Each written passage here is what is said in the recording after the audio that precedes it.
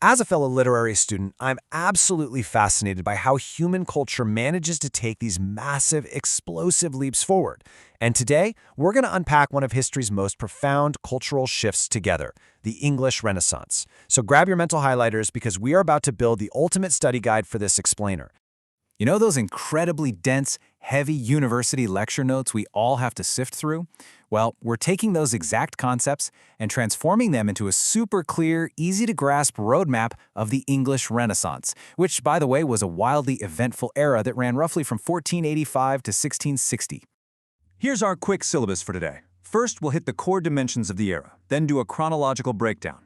After that, we'll dive into the golden age of drama, explore poetry and the massive sonnet craze, and finally, we'll lock in those key figures of the era you absolutely need to know. Okay, to truly grasp this era, we really have to start with the word itself. Renaissance literally translates to rebirth. And guys, this wasn't just some minor shift in writing styles, it was a complete transition from the medieval world straight into the modern one. Writers and thinkers were experiencing this immense cultural and intellectual growth, and the crazy part is, they were doing it by looking backward. They revived classical Greek and Roman learning to fuel all their brand new ideas. Moving to Section 1, Core Dimensions of the Era. These are the driving forces that really shaped Renaissance minds. Think of these four elements as the internet of their day. They completely rewired society. First up, Renaissance humanism. Instead of fixating entirely on the afterlife, which was kind of the medieval norm, humanists focused on earthly life, human reason, and the belief that education could actually perfect human nature. Second, the printing press. William Caxton brought this game changer to England in 1476. Suddenly, books were cheaper, literacy skyrocketed, and ideas just spread like wildfire. Third, the Protestant Reformation. Kicked off by Martin Luther and brought to England by King Henry VIII, this literal break from the Catholic Church caused decades of intense religious tension, which spilled directly into the art of the time. And finally, exploration and discovery. People were traveling to the Americas, mapping the globe. Just imagine how the realization of vast new worlds completely expanded a writer's imaginative scope. No boundaries, right? Section 2. Chronological Breakdown. Let's map out the monarchs from 1485 to 1660. We kick off our timeline in 1485 with the Tudor period. Coming out of the chaotic Wars of the Roses, early Tudor kings brought some much-needed political stabilization. This is when humanist scholars like Sir Thomas More, who famously wrote Utopia, really started to thrive. Then, jumping to 1558, we hit the Elizabethan age.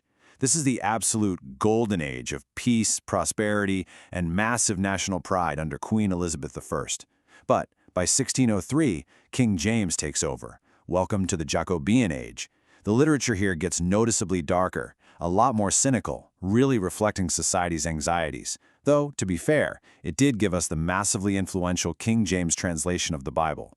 Finally, 1625 brings the Caroline Age and the Commonwealth period. We see deep political divisions under King Charles I that literally lead to civil war. Puritan writers eventually gained power and closed down the public theaters entirely because they deemed them sinful, which, as you can guess, drastically altered the nation's literary output. Now, before we hit the actual drama of the period, we have to highlight a totally crucial structural innovation, blank verse. So, what is it? It's unrhymed iambic pentameter. It was introduced by the Earl of Surrey and then absolutely perfected by heavyweights like Christopher Marlowe and William Shakespeare. And why does this matter for our study guide? Because it perfectly mimics the natural rhythm of everyday human speech while still sounding incredibly elevated and poetic. It essentially became the absolute standard meter for the English stage. Section 3. The Golden Age of Drama. Theater for absolutely everyone. What's really mind-blowing here is the sheer democratization of entertainment. Think about it. Medieval plays were mostly just religious morality tales, but Renaissance drama, it dove deep into human psychology, complex history, devastating tragedy, and hilarious comedy. And because they built these permanent public playhouses, like the legendary Globe Theatre, you had society mixing in a way it literally never did anywhere else. You had royalty sitting up in the expensive seats, and the working class, affectionately known as the groundlings, standing right there at the edge of the stage. This electric environment is exactly where Christopher Marlowe gave us overly ambitious heroes like Dr. Faustus, where Ben Jonson delivered his biting satirical comedies, and, of course, where Shakespeare became the undisputed master of character. All right, Section 4, Poetry and the Sonnet Craze, considered at the time to be the highest form of literature. So, the sonnet, a strict 14-line poem, was originally imported from Italy by Sir Thomas Wyatt, and it kicked off a massive cultural trend. On one hand, we have the original Petrarchan themes. These were super rigid and traditional, almost always featuring a male poet complaining about his unrequited love for this beautiful, idealized, usually blonde, but completely cold and unattainable woman. But then, enter the Shakespearean innovation. Shakespeare took this incredibly rigid trend and just flipped it on its head. Instead of just complaining about unrequited love, he explored the harsh realities of time, mortality, and complex relationships. And instead of that idealized blonde, he addressed his poems to a young man or a mysterious, complicated, dark lady. He basically broke all the rules to make the art form vastly more human. Now, as the Renaissance pushed forward into the Jacobean era, poetry shifted once again, moving far away from that smooth Elizabethan romanticism. This brings us to metaphysical poetry, a movement totally spearheaded by John Donne. He loved using what are called conceits. Honestly, when I first read these in class, they kind of blew my mind. They are these highly intellectual, highly argumentative, and sometimes downright shocking comparisons. For example, Donne famously compared two separated lovers' souls to the two stiff metal legs of a geometric drawing compass.